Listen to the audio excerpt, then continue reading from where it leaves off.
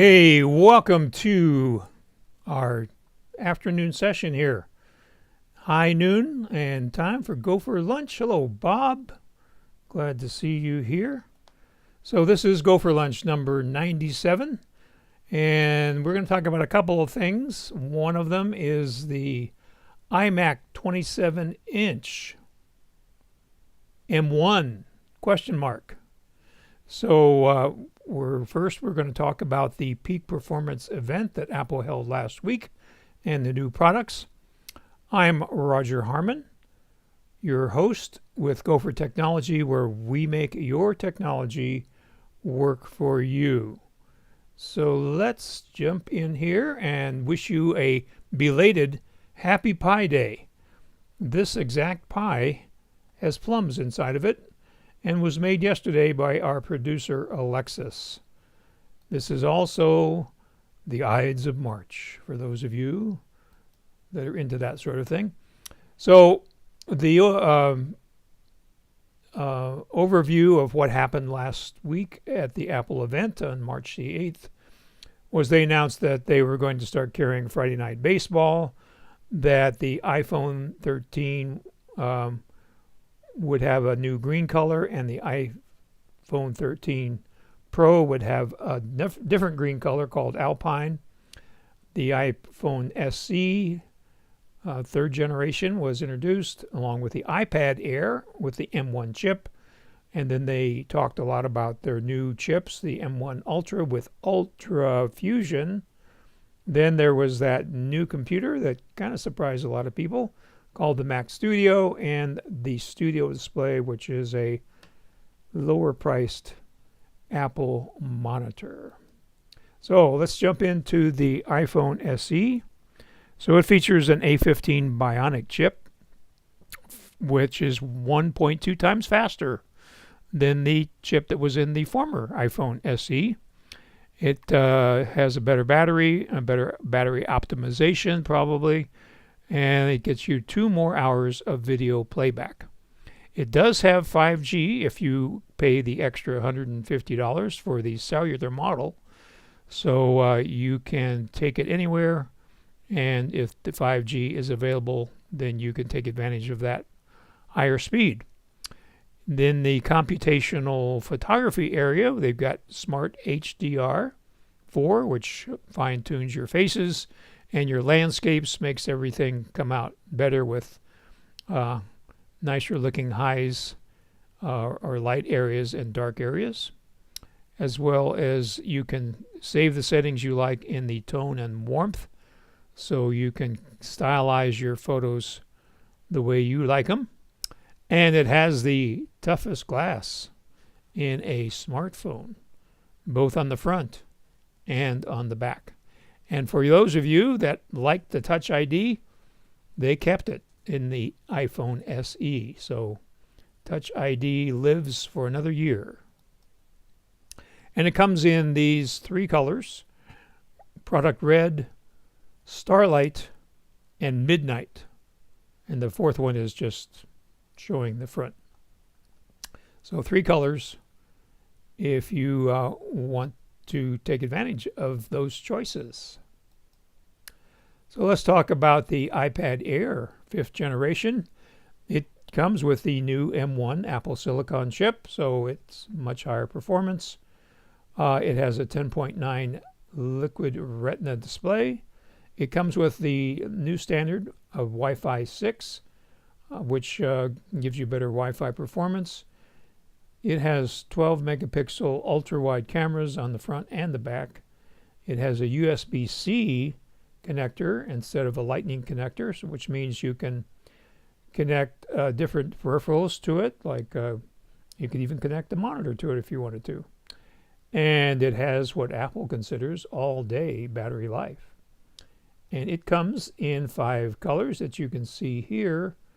And if you'd like to find out what those colors are called, go to the Apple site and they will tell you the weird names that the fashionable names that they've given to those iPad 5th generation models. So let's talk about the high technology stuff.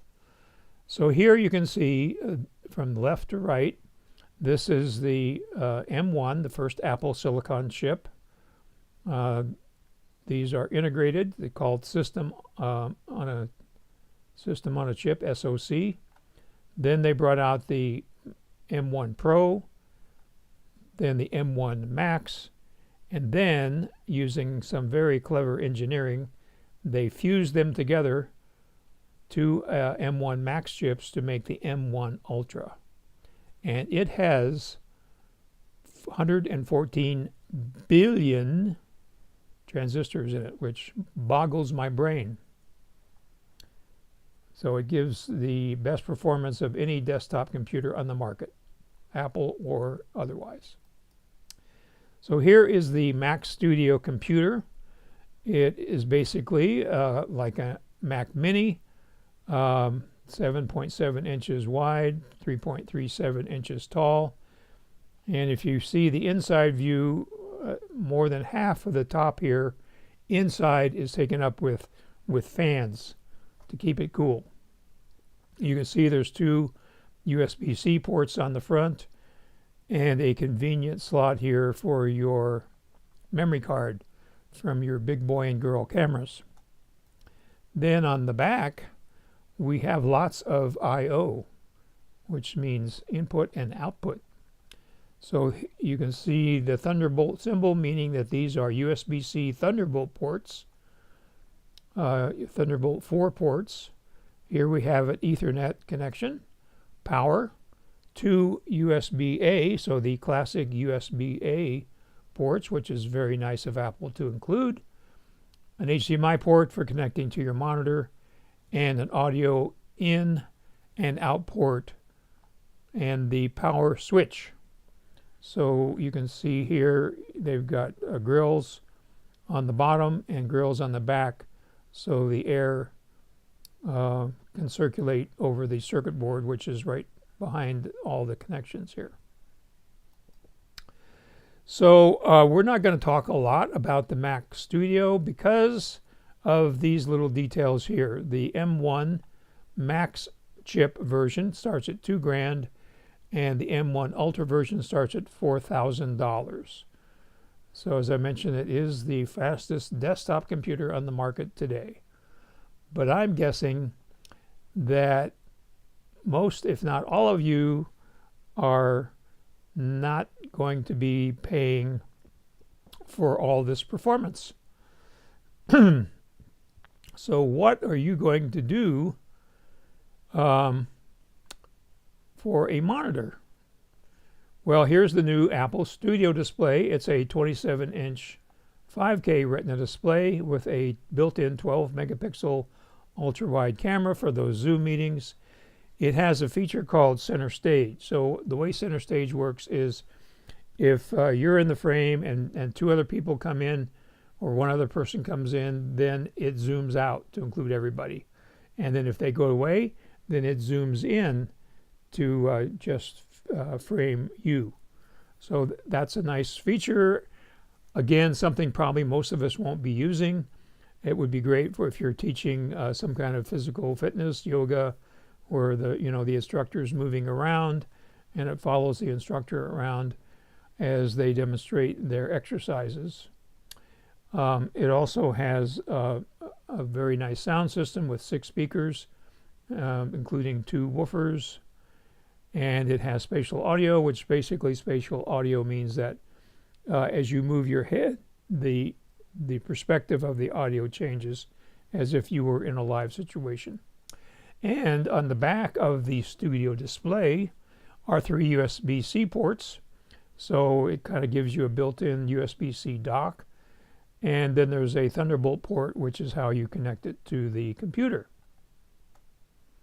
Okay, so that's the Studio display, and it costs $1,600 American. So what could you do? Let's see if that's overpriced. So to get an equivalent monitor, it would be a 27-inch 5K LG, they call it the Ultra Fine display, and that's going to cost you $1,300. but it doesn't have a camera. So you're going to have to buy a webcam. So a high quality webcam would be the Brio, among others. There's certainly a lot of choices out there right now for high quality webcams. Well, let's say a Brio costs a 155. A better quality might cost 200. It does not have the center stage capability. It does not have the spatial audio, so you would it probably does have speakers in it, but the quality would not be very good. So you might want to add $100 worth of speakers to give it the same sound quality as the studio display. And to get the equivalent of the 3 USB-C ports on the back of the studio display, you would need to add a powered dock, which would have probably at least 3 USB-C ports on it, probably more. And that would run you $1,683. So when you compare this, the equivalent specs using the LG display with the $1,600 of the Apple Studio display, you can see that when you compare apples to apples, it's not that much different than a spec'd out LG display. And LG, the rumor is LG is actually making the display for Apple, and so it's probably exactly the same display. My guess is that the internal components on the Apple may be higher quality than on the LG, but that's just my guess. So here's the situation. Many of you have aging iMacs, 27-inch iMacs, and you like that 27-inch screen. And you didn't buy an M1 24-inch iMac because you like that 27-inch screen. So you've been waiting for a 27-inch M1 iMac. Well, Apple pretty much has said not going to happen. They actually took the 27-inch Intel iMac off their price list. And everybody, not everybody, but most people, Apple pundits, are thinking there is not going to be an M1 27-inch iMac. So what are you going to do? You've got that old iMac, it's running slow. It's time to replace it. Let's answer that question. So what are you going to do to replace your aging iMac?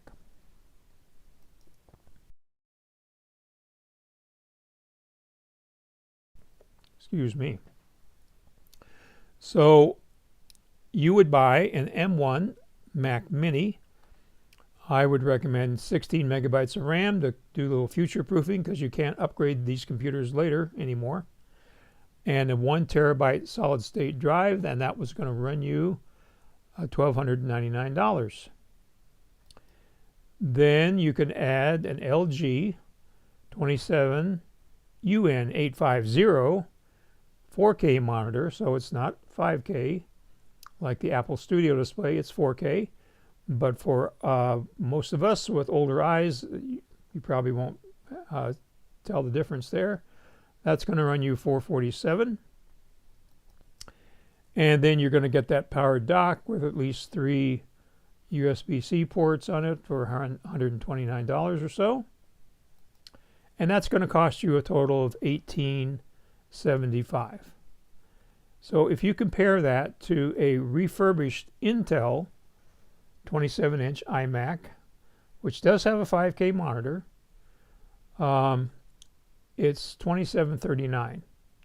So if you wanted to get a 5K monitor, you could certainly, instead of paying the $447 here for the 4K, you could pay the $1,299 for the LG Ultrafine 5K and still come in, let's see, I don't do math very well, but I think it's going to be, let's just do some math here. So we want $1,299.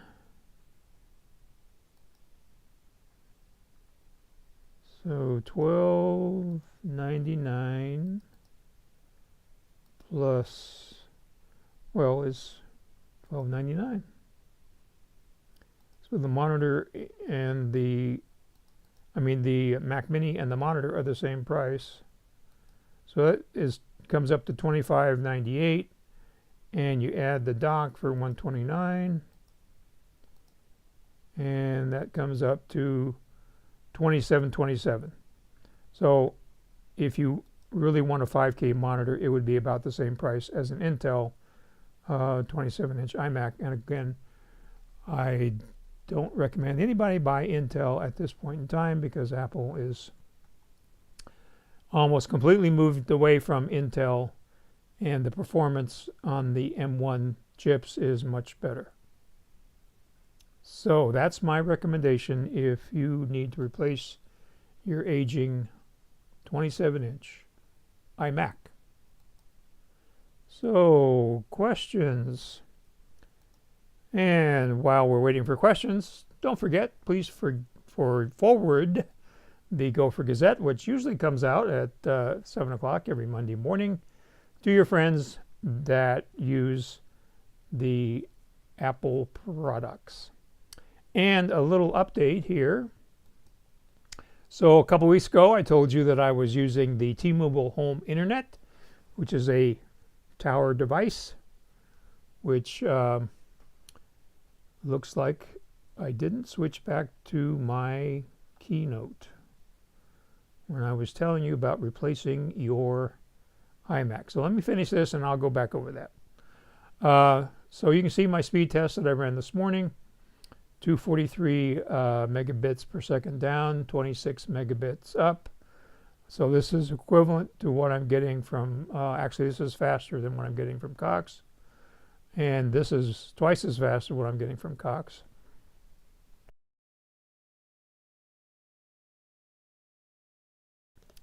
Excuse me. And so I am going to disconnect my Cox here at the end of the billing period, which is a week or so ago, or away. Okay, so let me, well, I'm not showing that graphic either. Okay, here we go. T-Mobile Home Internet, working great. I haven't had any problems with it.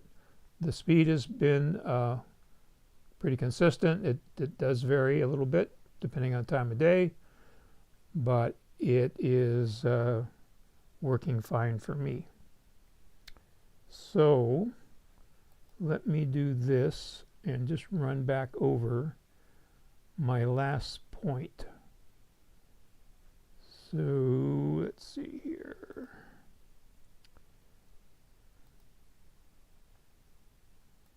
Okay, I think that's it right there. And we will go back here to Keynote. Okay, to recap what I said about replacing your aging iMac 27-inch, you would buy a Mac Mini M1 with 16 megabytes of RAM, 1 terabyte of solid-state storage, and that's going to cost you $12.99. You can buy an LG, here's the model number, 27UN850 4K monitor for $447. You can get a powered hub with at least 3 USB ports for $129, and that is a total of $1875. When you compare that to a refurbished Intel 27-inch iMac with a 5K monitor with similar specs, it's $2739. So you are saving some money over what you would have paid for a 27-inch M1 iMac, but there aren't any, and there aren't going to be any from what we know today. So that's that story. Sorry I didn't show you that slide as I was talking about it, but let's see what questions we have. So I'm not seeing any questions here. So if you have a question, please type it into the comments on the right. And while you're thinking about that, if you haven't already, please subscribe and click on the little bell so you'll be notified of our GoFor Lunches, which happen every Tuesday at high noon. So Not seeing any questions here.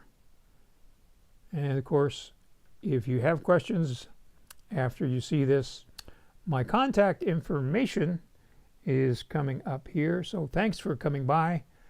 We'll see you next week at noon for Go for Lunch. Have a great day.